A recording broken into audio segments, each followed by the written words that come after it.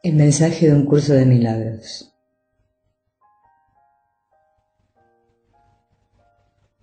Retornando ahora a nuestro relato, el hijo se siente abrumado con la enormidad de estos pensamientos de pecado y culpa, y es aún más instruido por el ego, el supuesto amoroso salvador del hijo, a mantenerse en guardia, pues este Dios, en contra de quien se ha pecado y que ha sido convertido en una víctima, quiere nada menos que una venganza asesina en contra de su hijo pecador y victimario. La pregunta de cómo un Dios, quien ha sido asesinado, ha podido regresar a exigir castigo, jamás penetró en la mente del hijo, pues, como veremos, el ego reprime el pensamiento original de asesinato, lo cual le deja al hijo solamente la conciencia de las aterradoras consecuencias de sus acciones. El torrente de películas de terror en las cuales el monstruo regresa constantemente de la tumba a perseguir al mundo, refleja este pensamiento sepultado del regreso del malo. Además de promover el miedo de un Dios inventado, el ego le aconseja al hijo que la llamada presencia amorosa del Espíritu Santo en la mente no es amorosa en absoluto. Más bien, enseña el ego, el Espíritu Santo es la voz engañosa del odio, de la venganza y de los celos que el Padre ha enviado para que le traiga al Hijo sus palabras de ira y para que lleve a cabo su castigo de muerte. Este demente cambio de funciones entre el miedo del ego y el amor de Dios o del Espíritu Santo se describe de esta manera en el libro de ejercicios. Los atributos del amor se le confieren a su enemigo, pues el miedo se convierte en tu refugio y en el protector de tu paz, y recurres a él en busca de solaz y de escape de cualquier duda con respecto a tu fortaleza, así como con la esperanza de poder descansar en una quietud sin sueños, y al así despojar al amor de lo que le pertenece a él y solo a él, se le dota con los atributos del miedo. Al tener al amor como enemigo, la crueldad se convierte necesariamente en Dios, y la misma demencia en la cual el verdadero Dios ha sido transformado en el enemigo se encuentra descrita bajo la tercera ley del caos del ego. Pues si Dios no puede estar equivocado, tiene entonces que aceptar la creencia que su Hijo tiene de sí mismo y odiarlo por ello. Observa cómo se refuerza el temor a Dios por medio de este tercer principio. Ahora se hace imposible recurrir a Él en momentos de tribulación, pues Él se ha convertido en el enemigo que la causó y no sirve de nada recurrir a Él. No hay manera de liberarse o escapar. La expiación se convierte en un mito, y lo que la voluntad de Dios dispone es la venganza, no el perdón. Desde allí, donde todo se origina, no se ve nada que pueda ser realmente una ayuda. Solo la destrucción puede ser el resultado final, y Dios mismo parece estar poniéndose de parte de ello para derrotar a su Hijo. El miedo ahora se agarra de la mente del Hijo, pues éste no ve salida alguna. Una vida de pecado y culpa es claramente preferible a no tener vida en absoluto. Y la verdaderamente amorosa voz del Espíritu Santo ha sido ahogada y en efecto silenciada. La culpa y el miedo se convierten en los principios reinantes en su mente, pues el amor y la verdad han sido negados y distorsionados y son ahora lo opuesto. Un curso de milagros resume esta situación en varios pasajes poderosos y elegimos 3 de los más representativos, uno de cada uno de los 3 libros. Primero, en el contexto de los pensamientos mágicos, lo cual incluye todos los pensamientos post-separación del ego. El manual para el maestro expone en un pasaje que reexaminaremos en el capítulo 4. Un pensamiento mágico da por sentada la separación entre Dios y nosotros. Afirma que la mente que cree tener una voluntad separada y capaz de oponerse a la voluntad de Dios, cree también que puede triunfar en su empeño. Es obvio que esto no es cierto, sin embargo es igualmente obvio que se puede creer que lo es, y ahí es donde la culpabilidad tiene su origen. Aquel que usurpa el lugar de Dios y se lo queda para sí mismo tiene ahora un enemigo mortal. y ahora él mismo tiene que encargarse de su propia protección y construir un escudo con que mantenerse a salvo de una furia tenaz y de una venganza insaciable. Un padre iracundo persigue a su propio hijo culpable. Mata o te matarán, pues estas son las únicas alternativas que tienes. Más allá de ellas no hay ninguna otra, pues lo que pasó es irreversible. La mancha de sangre no se puede quitar. Tomado del texto esta vez, en la discusión de la segunda ley del caos, leeremos el siguiente pasaje, el cual reexaminaremos en el capítulo 5. Piensa en las consecuencias que esto parece tener en relación entre padre e hijo. En la relación entre padre e hijo, ahora parece que nunca jamás podrán ser uno de nuevo, pues uno de ellos no puede sino estar por siempre condenado y por el otro. Ahora son diferentes y por ende enemigos, y su relación es una de oposición, y su temor a Dios y el que se tienen entre sí parece ahora razonable, pues se ha vuelto real por lo que el Hijo de Dios se ha hecho a sí mismo y por lo que le ha hecho a su Creador. Y finalmente la discusión sobre el ego tomada del libro de ejercicios. El ego no es otra cosa que idolatría, el símbolo de un yo limitado y separado. Es la voluntad que ve a la voluntad de Dios como su enemigo y que adopta una forma en que ésta es negada. El ego es la prueba de que la fuerza es débil y el amor temible. La vida en realidad es la muerte y solo lo que se opone a Dios es real. El ego es demente, lleno de miedo, cree alzarse más allá de lo omnipresente, parte de la totalidad y separado de lo infinito. En su demencia cree haber vencido a Dios mismo y desde su terrible autonomía ve que la voluntad de Dios ha sido destruida. En el texto, además, en el importante pasaje que cité antes, el ego es también equiparado con el anticristo, el término fuerte del Nuevo Testamento que, tal como se utiliza en el curso, denota cualquier ídolo, objeto de amor especial, que sirve para reemplazar a Dios en nuestro sueño de individualidad. El pensamiento de separación del ego ahora ha alcanzado su pleno potencial en la constelación de pecado, culpa y miedo en la mente del Hijo. Esta Trinidad impía ha sido elevada al nivel de la realidad, mientras que la Santa Trinidad de la verdad, el amor y la paz han desaparecido tras las cortinas de ilusión y prácticamente ha sido sepultada y olvidada. La voz de la razón y la cordura, que habla de la imposibilidad de las mentiras del ego, ya no puede escucharse, pues el Hijo solo oye la voz mentirosa del ego, la cual parece efectivamente haber contraatacado la corrección del Espíritu Santo, la expiación.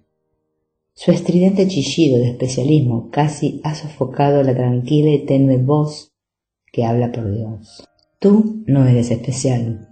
Si crees que lo eres y quieres defender tu especialismo en contra de la verdad de lo que realmente eres, ¿cómo vas a poder conocer la verdad? ¿Qué respuesta del Espíritu Santo podría llegar hasta ti cuando lo que escuchas es a tu deseo de ser especial, que es lo que pregunta y lo que responde? Tan solo prestas oídos a su mezquina respuesta, la cual ni siquiera se oye en la melodía que la amorosa alabanza de lo que eres fluye eternamente desde Dios hasta ti. Y este colosal himno de honor que amorosamente se te ofrece por razón de lo que eres parece silencioso e inaudible ante el poderío de tu especialismo. Te esfuerzas por escuchar una voz que no tiene sonido y sin embargo la llamada de Dios mismo te parece insonora. Puedes defender tu especialismo, pero nunca oirás la voz que habla en favor de Dios a su lado, pues hablan diferentes idiomas y llegan a oídos diferentes. Los estados psicológicos de pecado, culpa y miedo representan así el ciclo del ego y paralizan al Hijo y dejan su mente desamparada en su guerra contra este Dios ilusorio, sin que haya una aparente salida del dilema. Y aún así, a pesar de todo este dolor y terror, el Hijo cree que es libre e independiente, al haber ganado su individualidad. No obstante, es una libertad pagada con creces por su propio sufrimiento y abrumadora ansiedad. Sin embargo, en su demencia, este es el precio que el hijo pagará gustosamente por permanecer como una identidad autónoma e individual. Y esta demencia se desarrolla aún más por la creencia del hijo de que es el ego y sus amigos los que son sus protectores ante la amenaza del amor. En un extraordinario pasaje de los obstáculos a la paz, estos amigos son definidos como la belleza del pecado, la sutil atracción de la culpabilidad, la santa imagen encerada de la muerte y el temor de la venganza del ego. Una vez más, en el tenebroso y dualista mundo de la individualidad, el sufrimiento a manos de estos amigos es un precio lo suficientemente bajo a cambio de la seguridad que ellos nos proveen contra la amenaza de una verdad no dualista y de su luz de perfecta unidad. Dicho sea de paso, los aliados del ego en su trama en contra de Dios se describen antropomórficamente en un curso de milagros como guardianes de las tinieblas, en otro lugar, centinelas de la oscuridad, como se ve, por ejemplo, en el siguiente pasaje. Vas a continuar otorgándole un poder imaginario a esas extrañas ideas de seguridad. No son ni seguras ni inseguras, no protegen ni tampoco atacan, no hacen nada en absoluto, pues no son nada en absoluto, en cuanto que guardianes de las tinieblas y de la ignorancia, no recurras a ellas a no ser que quieras sentir miedo. Para resumir hasta aquí nuestra discusión de la tercera división, podemos decir que el ego es el pensamiento de separación hecho real por nuestra creencia de que el pecado es real. Es la creencia de que no solo nos hemos separado de Dios, sino de que somos nuestro propio creador, al destruir así al verdadero creador y al usurpar su función como primera causa y fuente de toda la creación. Estos pensamientos ilusorios de pecado son tan horrorizantes para nuestras mentes que creemos en la necesidad de estas extrañas y dementes defensas, los ignorantes centinelas de la oscuridad, que nos protegen de que jamás tengamos que ser conscientes de nuestra culpa y por consiguiente seamos incapaces de cambiar de mentalidad sobre la misma y regresar a Dios. Un entendimiento de la teoría psicoanalítica moderna, la cual incluye la obra de los teóricos neo-freudianos, tales como Harry Stack Sullivan, los Estados Unidos, y Melanie Klein y sus seguidores conocidos como la British School of Psychoanalysis, capacita a los estudiantes para que entiendan la dinámica de este mito en una forma aún más sofisticada y poderosa. Esta orientación teórica provee la estructura para que elaboremos nuestra siguiente discusión sobre la tercera división, parte 2 de la estrategia del ego. Parte 2. A, B, C. Quisiera indicar al comienzo de esta sección que el modelo que estoy presentando bajo esta tercera división ejemplifica muy claramente la meta del ego, de mantener la individualidad, la libertad y el especialismo que creyó haberle robado al verdadero Dios, sin renunciar a ello jamás ni siquiera, o especialmente siquiera, bajo pena de muerte, pero rehusando aceptar responsabilidad por ello. Este propósito se logra al proyectar el pecado percibido en uno mismo sobre los demás, culpa por la cual se refleja nuestra responsabilidad por ello, y nos hace ver el pecado en ellos en vez de verlo nosotros mismos. El modelo psicoanalítico procede de esta manera. Comenzamos recordando la estrategia primaria del ego de proteger su existencia individual, negándole al hijo el poder de su mente para elegir, al convencerlo de que no tiene mente. Si no tiene mente, ¿cómo es posible que cambie jamás de mentalidad y elija al Espíritu Santo por encima del ego? Una vez que el tomador de decisiones, utilizando aquí como sinónimo del Hijo de Dios, en su estado de separación, elige el sistema de pensamiento del ego sobre el del Espíritu Santo, de hecho la separación de la mentalidad errada de la mentalidad correcta, el Hijo se vuelve ese sistema de pensamiento. Comienza con un yo individual, pero entonces sucumbe rápidamente a la estrategia del ego. Recuerden de nuevo al haber sepultado al Espíritu Santo en su mentalidad correcta, al elegir en contra de él y efectivamente a silenciar su voz, el Hijo no tiene otra alternativa en la parte de su mente que le queda, la mentalidad errada, hacia la cual volverse, puesto que no hay ninguna otra voz que escuchar a su alrededor. Y así la identidad del Hijo ahora se ha fundido con el pensamiento de pecado y culpa, el concepto de sí mismo basado ahora en la creencia de que en verdad se ha separado de su Creador. Y este yo limitado, fragmentado y pecaminoso que ahora él percibe ser es el resultado irrevocable de esta separación. Más de acuerdo aún con el principio de que aquello de lo que la mente se separa se olvida, el Espíritu Santo, para insistir en este importante punto, ahora se ha vuelto una presencia desconocida, o mejor dicho, una presencia olvidada.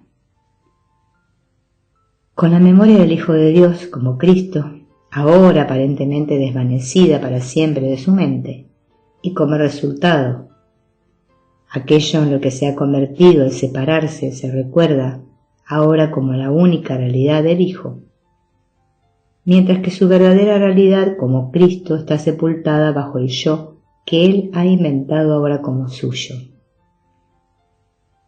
Ya no más accesible a él, la memoria de su verdadero e inocente ser ha desaparecido, y el Hijo no tiene opción ahora, puesto que, repito, solo hay estas dos alternativas, inocencia o pecado, sino identificarse con el pecado que está en el corazón del sistema de pensamiento del ego.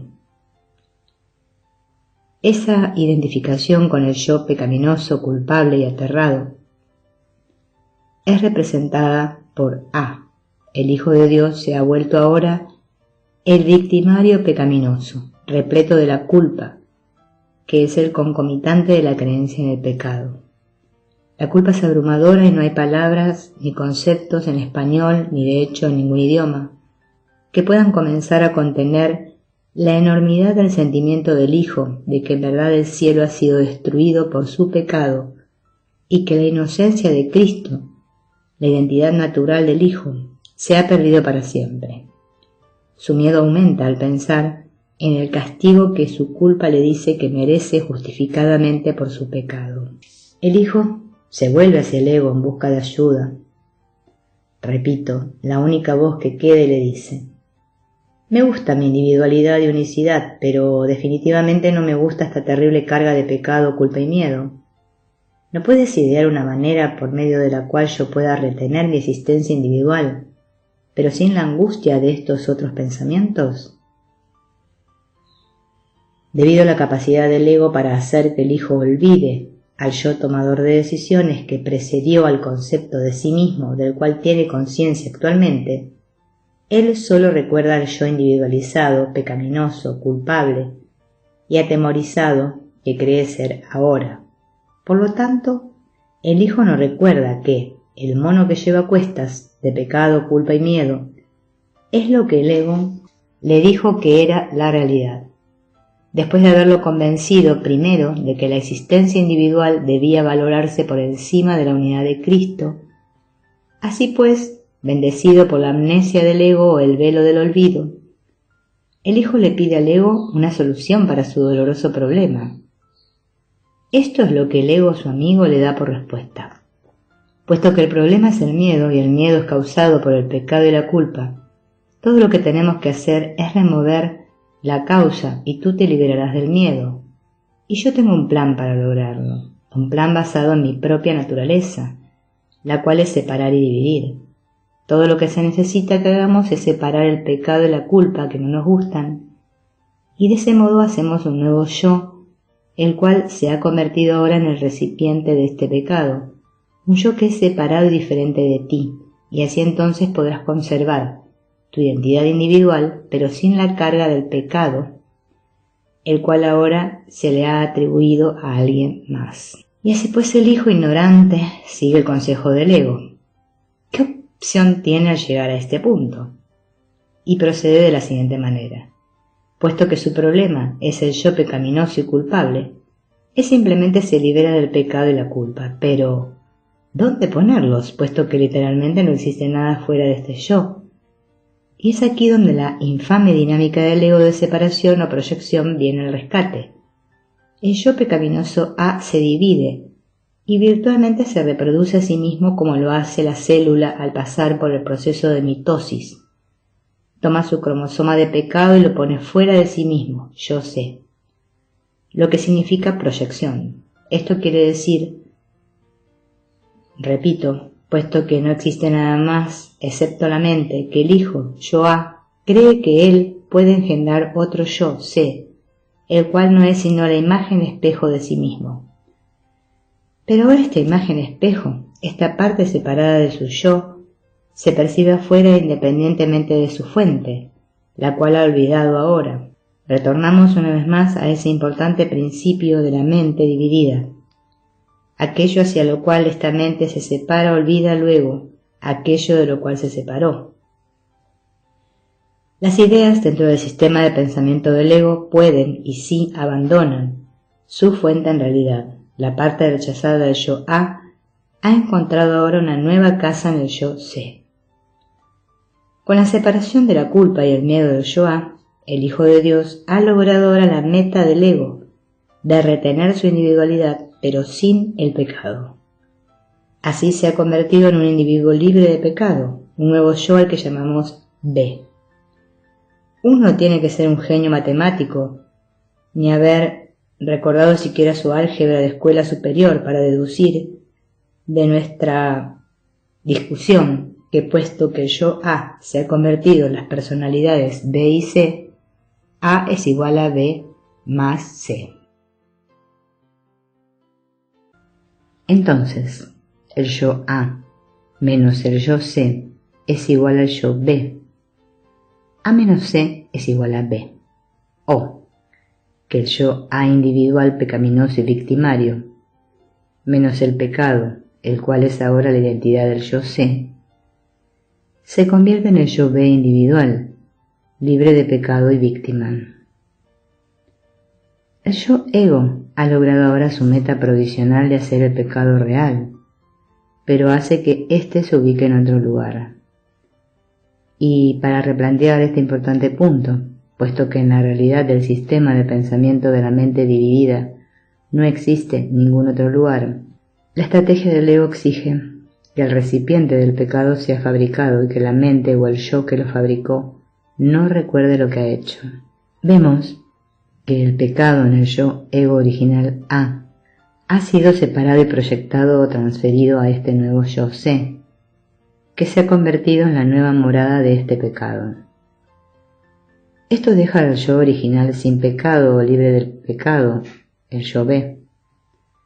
En efecto, pues, el original yo A, pecaminoso, se ha dividido en dos nuevos yos, un pecaminoso C y el otro libre de pecado B, y es con el último con quien el Hijo de Dios se identifica ahora. Los tres yos son completamente fabricados.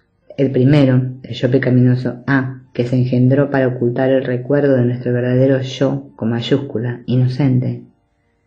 Y el segundo y el tercero, los yos separados, impecables y pecaminosos, B y C, que se fabricaron para ocultar y proteger a ese yo que el Hijo de Dios creyó que había pecado en contra de Dios. Así pues, el yo A comienza como un yo pecaminoso, culpable, victimario y usurpador, y termina como la víctima impecable e inocente llamada ahora el Hijo de Dios, el yo B.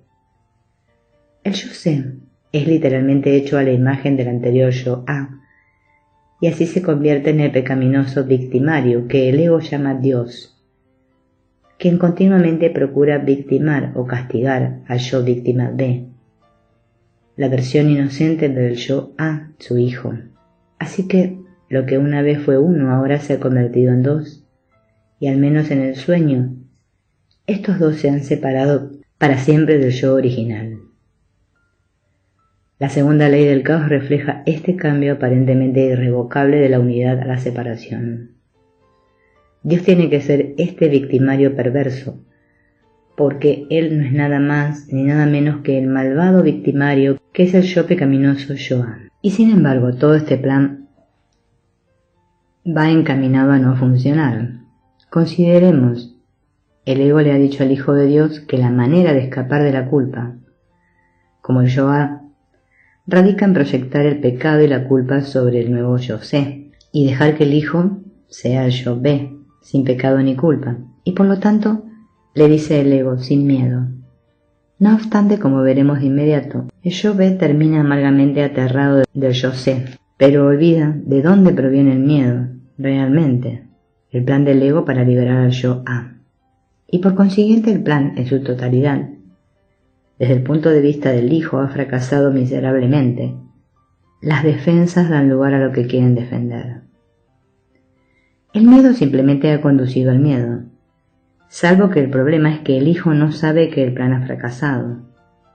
Ha olvidado que hubiese siquiera un plan para salvarlo, yo A, de un problema de miedo del cual no se acuerda. Todo lo que sabe es que el yo B, aterrorizado por el enemigo yo sé, presto a asestar un golpe, y él tiene amnesia total en lo que respecta al verdadero origen de estos yos. No puede recalcarse lo suficiente que todo esto que está ocurriendo en la mente dividida es ilusorio, un sueño inventado que comienza con la diminuta y alocada idea y prosigue con todas las divisiones que inevitablemente resultan de la creencia en la realidad de la separación.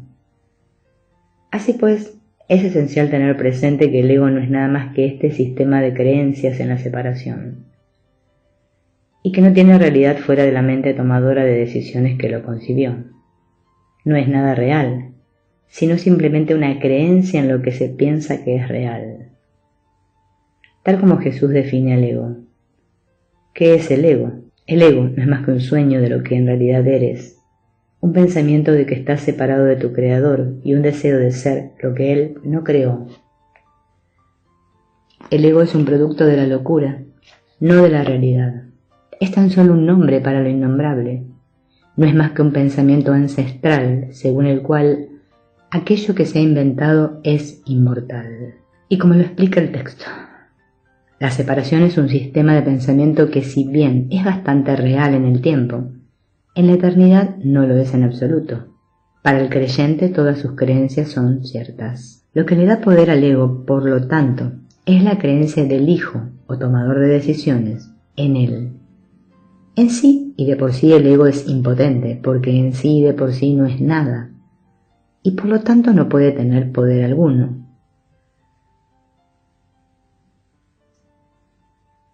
Retornaremos a este punto tan importante en la próxima sección de este capítulo, pero basta por ahora citar este pasaje acerca de los ídolos, los falsos dioses del ego inventados para sustituir al Dios viviente, y los cuales no tienen absolutamente ninguna realidad o poder que no sea la creencia que se les otorga. Un ídolo es un deseo hecho tangible, al que se le ha dado forma, que se percibe entonces como real y se ve como algo externo a la mente.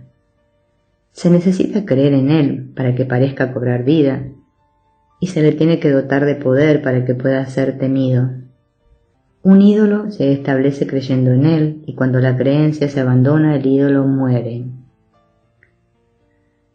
El Hijo Yahvé y el Padre Dios Yo sé ahora están separados y se han hecho enemigos al haber sido concebido cada cual a imagen del pecado, uno culpable de éste, el otro la víctima inocente de su ataque. En la mente que Dios creó perfecta como Él mismo, se adentró un sueño de juicios, y en ese sueño el cielo se trocó en infierno, y Dios se convirtió en el enemigo de su Hijo.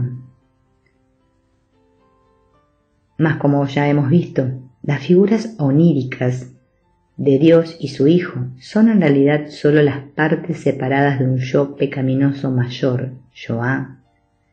El personaje central y verdadero héroe en el sueño del ego. Pero habiendo olvidado la división, el hijo inocente, Yahvé, ahora cree que está enfrascado en un combate mortal con un Dios. Yo sé que lo destruirá. E inconscientemente él sabe con certeza que Dios lo hará porque él lo inventó de esa manera. El pecador victimario y asesino que originalmente él creyó ser, ahora ha sido transpuesto a esta aparentemente nueva figura, quien, repito, no es absolutamente nada más ni nada menos que la imagen y semejanza de su creador, el Hijo de Dios dormido, Yoá, quien en su sueño ha olvidado que las figuras que él ahora llama reales son sólo figuras fragmentadas, cuyos orígenes, repito, yacen sepultados en su propia mente onírica. El lenguaje bíblico de la oración anterior fue intencional, porque esta dinámica es exactamente la que se refleja en la Biblia, Antiguo y Nuevo Testamentos, con su gran relato mitológico de la creación, el pecado y la redención. Siguiendo el hilo de la gráfica y la dinámica discutida antes, podemos ver que la figura de Dios, tomada como un todo, es la proyección del pensamiento de pecado y especialismo del ego, amor especial y odio especial. La discusión previa del yo pecaminoso que se separa y se vuelve un Dios victimario explica cómo se escribió la Biblia y por qué han sido tan increíblemente popular en el mundo. Ese relato del ego, con el personaje de Dios convertido en el autorretrato del ego. Esto me recuerda al episodio humorístico del texto gnóstico On the Origin of the World, de principios del siglo IV, incluido en la biblioteca Nag Hammadi, una virtual mina de información de los antiguos textos gnósticos que se descubrieron en Egipto en 1945. El Dios creador del Antiguo Testamento, llamado Yaldabaoth en el mito gnóstico, proclama su grandeza y singularidad arrogantemente pensando que no existe nadie por encima de él, al creer, para utilizar la terminología del curso, que él se creó a sí mismo. Pero después que los cielos y sus poderes y todos sus gobiernos se pusieron en orden, el primer padre, el demiurge, Yaldabaoth, se ensalzó a sí mismo y fue glorificado por todo el ejército de ángeles, y todos los dioses y sus ángeles lo glorificaron y lo alabaron, y él se regocijó en su corazón y continuamente se vanagloriaba diciéndoles: no necesito nada. Él dijo: yo soy Dios y no existe ningún otro salvo yo. Citado en Love Does Not Condemn, El amor no condena, páginas 192 y 193. Sofía, descrita en muchos documentos gnósticos como la madre de Yaldabaoth, el ser original en la literatura gnóstica que se separó del verdadero Dios y es por lo tanto el equivalente al ego del curso, y al que nos referimos como yo airadamente lo reprende desde lo alto. Está cerrado Samael, el Dios ciego.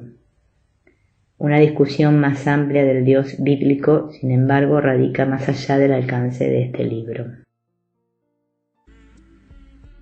Y ahora, en este campo de batalla, en el cual el Hijo se enfrenta a su mortal enemigo, Dios, vemos una vez más la expresión del miedo.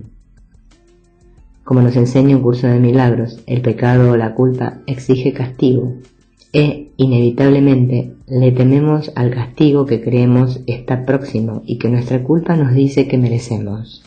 El pecado exige castigo, pues el ego lleva el pecado ante el miedo exigiendo castigo. Mas el castigo no es sino otra forma de proteger la culpabilidad, pues lo que merece castigo tuvo que haber sucedido realmente. El castigo es siempre gran protector del pecado, al que trata con respeto y a quien honra por su enormidad. ¿Qué otra cosa sino el pecado podría ser la fuente de la culpabilidad y exigir castigo y sufrimiento? ¿Y qué otra cosa sino el pecado podría ser la fuente del miedo al eclipsar la creación de Dios y conferirle al amor los atributos del miedo y del ataque? de esta proyección del pecado sobre otra figura para replantear este importante punto, es imposible que el hijo evite el miedo, realmente terror sería una palabra mejor, del contraataque como castigo por su pecado, inconsciente ahora y por lo tanto olvidado y desconocido para él. Repito, podemos ver cómo la defensa del ego en contra del miedo, proyección, simplemente ha reforzado su presencia en la mente del hijo. El ego está por consiguiente a un paso de su meta final, la carencia de mente, que es la perfecta protección para su individualidad especial. Para resumir la estrategia del ego hasta este punto, vemos lo siguiente. Al convencer al Hijo de Dios, Yoá, de que es pecaminoso y por consiguiente su culpa está justificada, el ego lo ha convencido aún más de que él solo puede escapar si se separa de su pecado y simula que éste ya no existe en él, yo ve, sino que ahora está presente por completo en otro, yo sé. Estas dos dinámicas básicas del ego de negación y proyección se expresan de este modo a través de este truco, el cual ha logrado la necesidad fundamental del ego de que el hijo conserve la separación que hurtó en su sueño, pero que ya no crea que es responsable por su aparente pecaminosidad. El precio que paga por esto, por supuesto, es el terror, pero ya pronto veremos cómo el ego vendrá una vez más al rescate del hijo. La tercera división, la estrategia del ego. Parte 3. El no mirar en el interior. Otra manera de entender el punto que he estado recalcando repetidamente sobre el olvido del ego de aquello de lo cual se separó, se encuentra reflejada en un importante tema de un curso de milagros, la exhortación que el ego le hace al Hijo de Dios a que no mire en el interior de su mente, pues si lo hiciera, se daría cuenta de lo que el ego es capaz. Su meta no es el amor, la paz o la protección, sino más bien el miedo, el asesinato y la destrucción. El siguiente pasaje expone la meta asesina del ego tan claramente que no hay manera de equivocarse en lo que respecta a sus intenciones engañosas, las cuales son, por supuesto, las intenciones secretamente compartidas por todos los que creen que existen verdaderamente en este mundo como seres separados individuales, una existencia que ellos claramente valoran. La pena de muerte es la meta final del ego porque está convencido de que eres un criminal que merece la muerte, tal como Dios sabe que eres merecedor de la vida. La pena de muerte nunca abandona la mente del ego, pues eso es lo que siempre tiene reservado para ti al final, deseando destruirte como expresión final de sus sentimientos hacia ti, te deja vivir solo para que esperes la muerte. Te atormentará mientras vivas, pero su odio no quedará saciado hasta que mueras, pues tu destrucción es el único fin que anhela y el único fin que le dejará satisfecho. Si el hijo en verdad mirase en su interior, se daría cuenta no solo de lo que el sistema de pensamiento del ego era en verdad, sino de que el ego no existe en absoluto. Tomando prestado el simbolismo del maravilloso cuento de hadas de Hans Christian Andersen, El traje nuevo del emperador, el hijo comprendería que en primer lugar el emperador, el ego, no tiene traje, esto no es lo que parecía ser, y luego en segundo lugar que no existía en realidad ningún emperador para empezar, la separación de Dios nunca sucedió en absoluto. Por lo tanto, el no mirar al ego es exactamente lo que sostiene su sistema de pensamiento. Psicológicamente entendemos este no mirar como la dinámica de negación o represión, utilizadas con carácter sinonímico en el sistema de pensamiento del curso. Tácticamente y antropomórficamente reconocemos esta dinámica como la estrategia del ego para mantener su existencia. El ver este aspecto importante del sistema de pensamiento del ego facilitará la comprensión del uso que Jesús hace del perdón como el medio por excelencia en la función de deshacer la creencia del ego en el pecado, la culpa y el miedo. Ahora exploraremos algunos pasajes representativos tomados de un curso de milagros, los cuales reflejan el arma esencial en el arsenal del ego de no mirar en el interior de la mente. El primero es de esa importante sección del capítulo 21 del texto, el miedo a mirar adentro. El ego te pide imperiosamente que no mires dentro de ti, pues si lo haces tus ojos se posarán sobre el pecado y Dios te cegará. Una manera eufemística de decir que Dios te destruirá.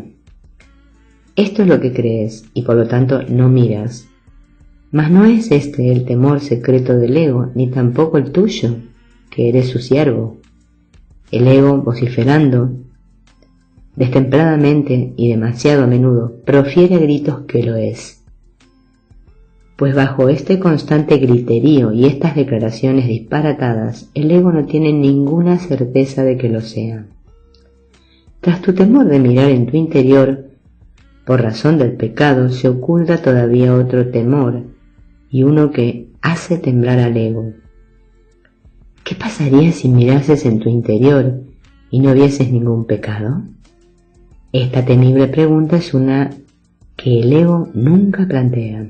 Bajo el cuarto y último obstáculo a la paz, el temor de Dios, Jesús discute el que al fin nos enfrentemos con el fundamento del sistema de pensamiento del ego, el cual le habíamos jurado a nuestro amigo que nunca miraríamos.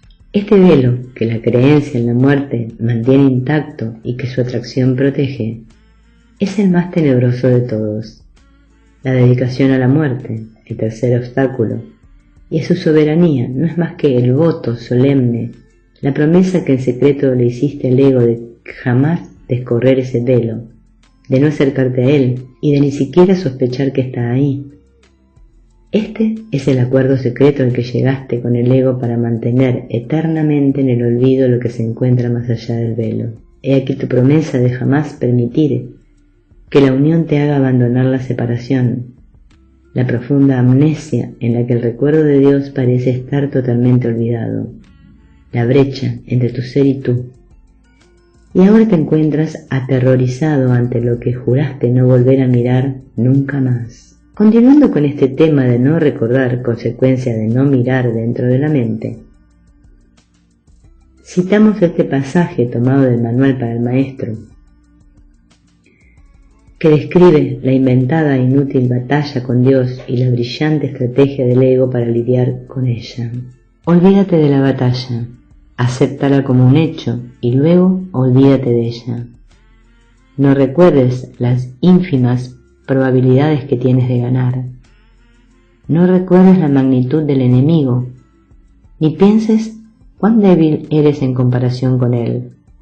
Acepta tu estado de separación, pero no recuerdes cómo se originó. Cree que has ganado la batalla, pero no conserves el más mínimo recuerdo de quién es realmente tu formidable contrincante. Ahora retornamos a la lección 170 y continuamos donde nos quedamos antes en este capítulo. El trastocamiento que el ego hace del amor y el miedo, de tal manera que aquel se convierta en el enemigo y éste se convierta en un Dios que oculta la crueldad del ego. Es este Dios de miedo el que exige que sus dictámenes de terror no se cuestionen jamás. Otra forma de expresar la orden de que jamás se mire lo que el Dios del ego es en realidad, por miedo de que el resultado sea un severo castigo.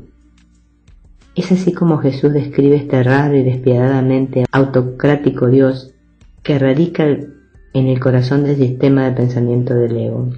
Y los dioses exigen que sus seguidores obedezcan sus mandatos sin rechistar. A aquellos que cuestionan la sensatez o, cuando menos, la cordura de tales exigencias, se le castiga severa e implacablemente, pues son sus enemigos los que son irrazonables y dementes, mientras que ellos son siempre justos y misericordiosos. Finalmente existe esta astuta descripción de la etapa final de la estrategia del ego, de no permitirle al hijo que recuerde lo que el ego se propone.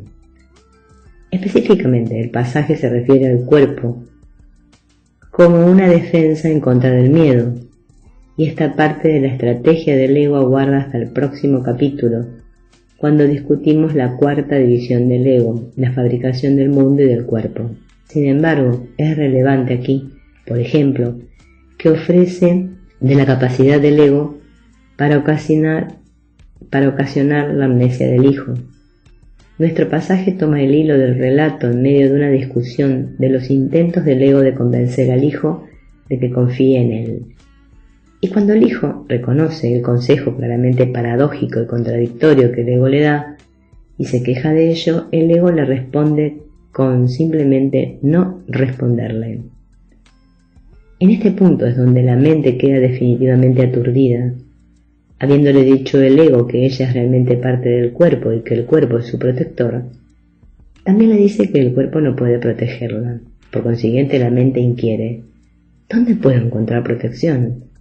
A lo que el ego responde: en mí. La mente, y no sin razón, le recuerda al ego que él mismo ha insistido que con lo que ella se tiene que identificar es con el cuerpo, de modo que no tiene objeto recurrir a él para encontrar protección. El ego no dispone de una respuesta plausible para esto, puesto que no la hay, pero sí dispone de una solución típica: eliminar la pregunta de la conciencia. Una vez fuera de la conciencia, la pregunta puede producir desasosiego, y de hecho lo produce, pero no puede ser contestada porque no puede ser planteada.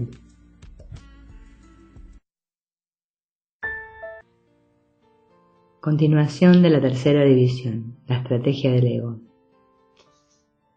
Y así, una vez más vemos cuán efectiva es la represión como una defensa. No puedes cambiar aquello de lo cual no tienes conciencia.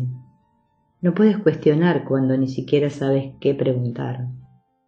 Esta función central de la negación en el arsenal de defensas del ego fue subrayada por la siguiente aseveración que Helen pronunció al despertar una mañana durante el período en que era escriba del curso: jamás subestimes el poder de la negación.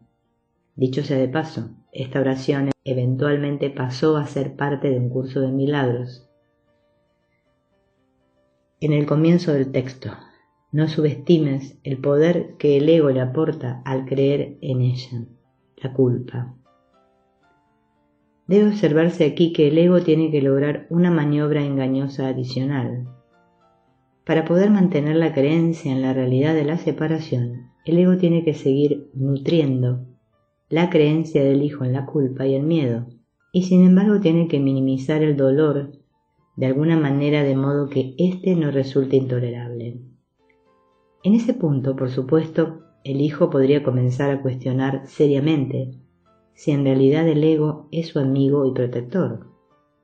En dos lugares, por lo menos en un curso de milagros, Jesús plantea la retadora tarea del ego de mantener el miedo mientras oculta sus verdaderas intenciones. El ego puede permitirte, y de hecho lo hace, que te consideres altanero, incrédulo, frívolo, distante, superficial, insensible, desapegado e incluso desesperado, pero no permite que te des cuenta de que realmente tienes miedo. Minimizar el miedo, pero no deshacerlo, es el empeño constante del ego, y es una capacidad para la cual demuestra ciertamente gran ingenio. ¿Cómo iba a poder predicar separación a menos que la reforzase con miedo? ¿Y seguirías escuchándole si reconocieses que eso es lo que está haciendo? Hemos visto antes esta extraña paradoja en el sistema de pensamiento del ego, pero nunca tan claramente como aquí. Pues el ego tiene que dar la impresión de que mantiene el miedo alejado de ti para conservar tu fidelidad, pero tiene que generar miedo para protegerse a sí mismo. Retornaremos a la proyección de la tercera división en el capítulo 4, cuando consideremos la expresión individual de esta dinámica en nuestras relaciones especiales. El escenario está listo para la solución ingeniosa del ego al problema del terror que siente el hijo de enfrentarse a su identidad pecaminosa, agobiada por la culpa, yo A, la cual percibe fuera de sí mismo como el yo sé. Esta es la culminación de su estrategia para preservar la individualidad separada de este mismísimo yo, la fabricación del mundo. Esta solución, nuestra cuarta y última división, le pertenece al capítulo siguiente. Capítulo 3. El origen y la naturaleza del mundo de tiempo y espacio. La cuarta división. Introducción. Las ideas no abandonan su fuente. Recapitulamos la situación que dejamos al final del capítulo 2 y volvemos a la motivación original para la estrategia del ego de convertir al Hijo de Dios en un ser insensato o sin mente. La misma comienza con que el ego tiene que enfrentarse a la amenaza de su propia muerte inminente por el poder inherente que posee la mente del Hijo para elegir al Espíritu Santo, la respuesta de Dios a la separación, la presencia del amor perfecto en su mentalidad correcta. El ego, por consiguiente, emprende su plan para salvarse. Si ha de continuar su existencia, el ego tiene que, de algún modo, lidiar con la amenaza que percibe de que el Hijo escoja al Espíritu Santo, cuyo amor señala hacia la propia disolución inmediata del ego. Ya hemos visto que las etapas iniciales del plan del ego consistían en convencer al Hijo de Dios que está dormido, de que su sueño de individualidad y la consecuencia de éste en la Trinidad impía, de pecado, culpa y miedo, eran un hecho. Esta parte del plan del ego culmina, como vimos, en apartar la propia creencia del Hijo en el pecado y en los sentimientos de odio a sí mismo, yo-a. De modo que ahora había un objetivo específico, yo-sé, aparentemente fuera de él mismo, a quien él podía odiar y temer justificadamente. Esta era una realidad tan aterradoramente apremiante que él estaba en peligro de destrucción inmediata en la guerra contra Dios. Y así esta figura de Dios, recién formada y engendrada, se convirtió en el enemigo, conjuntamente con su agente, el Espíritu Santo, y puesto que él no podía ser derrotado, él es, después de todo, la deidad omnipotente, este enemigo. Dios tiene que evitarse a toda costa. En otras palabras, la mente del Hijo se convirtió en un campo de batalla, y si él permanecía allí, esto significaría su aniquilación instantánea. Volviéndose de nuevo hacia el ego, en busca de ayuda, el cual está más que feliz de venir al rescate del Hijo, yo-ve, le dice a éste cómo resolver su aparente problema, que en verdad es literalmente fabricado y por lo tanto ni siquiera existe. Si bien el ego es el epítome de la arrogancia al decirle al Hijo que puede suplantar al verdadero Dios, su evidente arrogancia se disfraza ahora de humildad, la cual entraña la creencia de que no es lo suficientemente fuerte para derrotar al Espíritu Santo y ahogar la voz que el ego dice que habla a favor de la venganza de Dios en la mente separada, el hogar del ego.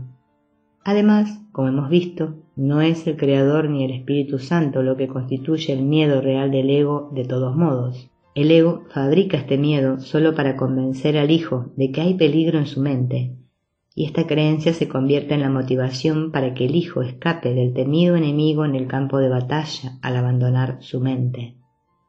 La consecuencia final, por supuesto, hace al Hijo de Dios un ser insensato o sin mente. Esta parte del plan del ego, por consiguiente, funciona de la siguiente manera.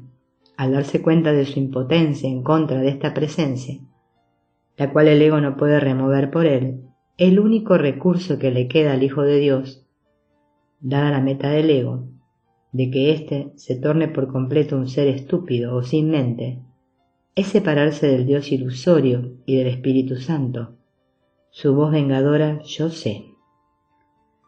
Así pues, el ego le dice al Hijo que aun cuando él no puede derrotar a estos enemigos divinos, puede escapar de ellos alejándose de la mente que contiene esta imagen del Dios, del ego y su respuesta iracunda, un proceso psicológico que llamamos proyección. Ya hemos explorado esta dinámica que pronto se convertirá en nuestra cuarta división.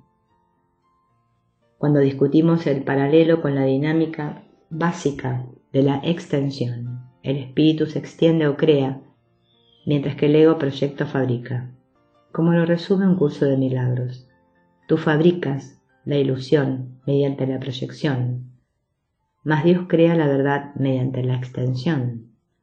Pero primero, antes de que tenga lugar la proyección final desde la mente, el ego introduce todavía otra línea más de defensa: la fragmentación. Este razona así: si su Dios está en pie de guerra, buscando venganza en contra de su Hijo por la vida que le robó, entonces el Hijo de Dios, todavía unificado como un solo Hijo, puede confundir a su perseguidor iracundo al fragmentarse en millones y millones de pedazos. La táctica no es muy distinta de la que practica una banda de ladrones, quienes dividen el dinero robado y toman caminos separados y de este modo hacen más difícil para los oficiales de la ley el encontrarlos a todos y recobrar lo que se hurtó. También encontramos la expresión de esta parte del plan del ego en el sistema mitológico de los maniqueos, la secta gnóstica de los primeros siglos cristianos. Su teología dualista enseñaba que la oscuridad se robó la luz y continuamente procuraba atrapar las partículas de luz en su interior. A tales fines, el rey de las tinieblas, la versión maniquea del Dios creador bíblico, creó a Adán y a Eva, como explico más detalladamente en mi libro Love Does Not Condemn, el amor no condena. Las partículas de espíritu luz están atrapadas en el cuerpo oscuridad, mantenidas ahí por los deseos de la carne que atrapan aún más. Este es por supuesto el propósito del rey al crear a Eva. A ella estos, los demonios de la oscuridad, le impartieron de su concupiscencia para que sedujese a Adán. El despertar de la lujuria de Adán tuvo un doble propósito. Primero, lo arraiga aún más en la carne, al revolcarse en lo que los maniqueos consideraban como su inmundicia. Segundo, mediante la reproducción se adelanta más el plan de la oscuridad para dispersar la luz. Más y más partículas de luz son atrapadas en el cuerpo y de ese modo se multiplican las necesidades y los esfuerzos de los poderes de la luz para recobrarlas. Y de este modo, mientras el Hijo único está todavía dentro de su mente, a punto de dividirse y fabricar el universo físico, este mismo Hijo, siguiendo los consejos del ego, se quiebra en un número de fragmentos casi infinito, cada uno de los cuales retiene el sistema de pensamiento del ego, de individualidad, culpa, miedo, y el modelo de la tercera división, A, B, C. Sin embargo, cada fragmento también contiene la presencia del Espíritu Santo, así como un sistema de pensamiento del ego debido al principio holográfico de que la totalidad se encuentra en cada parte. La fragmentación de la filiación está descrita en esta oración de Jesús a Dios el Padre, la cual aparece en el texto y que reflexiona sobre la luz del Cristo, que aún está presente en las mentes de los fragmentos aparentemente separados y tenebrosos del Hijo único de Dios.